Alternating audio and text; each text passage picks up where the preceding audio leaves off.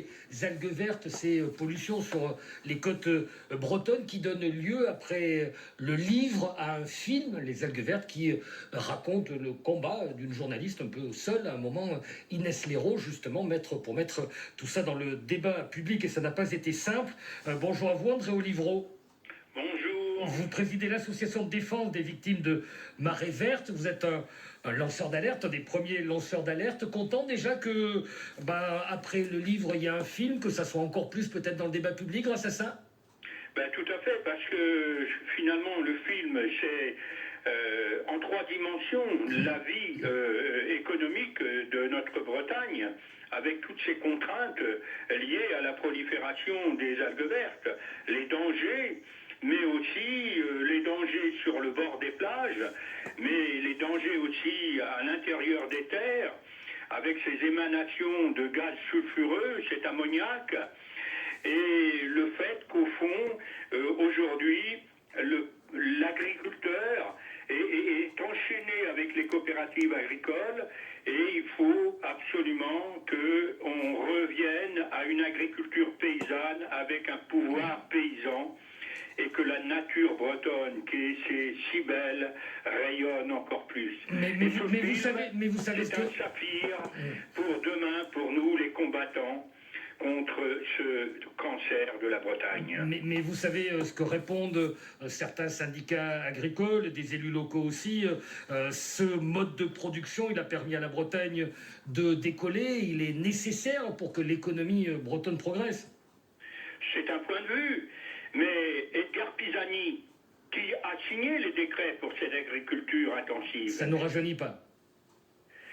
Ça ne vous rajeunit pas, mais il est venu au moment où les chiens sont morts sur la plage de la Grandville. Et il s'est mis à pleurer en voyant ce désastre.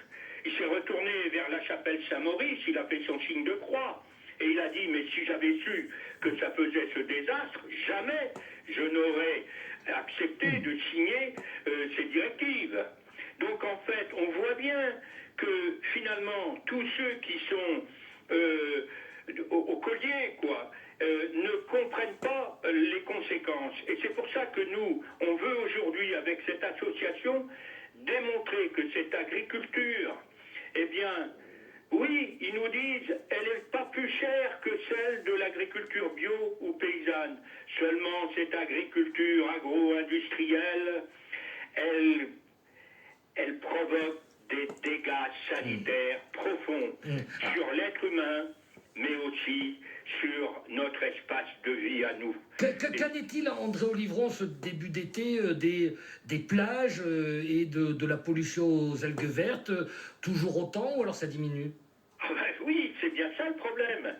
C'est que ça ne diminue pas.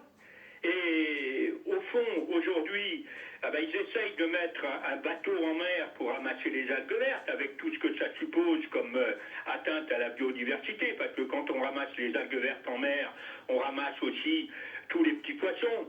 Et donc c'est pas non, le problème, il faut diminuer le nombre d'exploitations, pas le nombre d'exploitations agricoles, mais le volume des exploitations agricoles.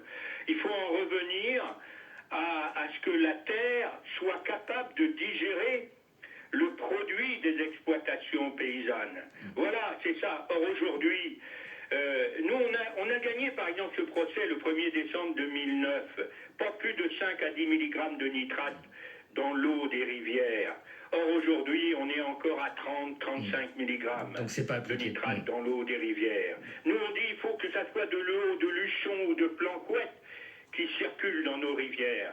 Il faut diminuer la population animale, il faut régler la dette paysanne pour que le paysan puisse se reconvertir vers des activités nobles et qui préservent notre avenir à nous. Merci beaucoup, André Olivreau, donc président d'honneur de l'association Halte aux Marées Vertes, le jour où sort ce film, donc Les algues vertes de Pierre Jolivet, film France Info.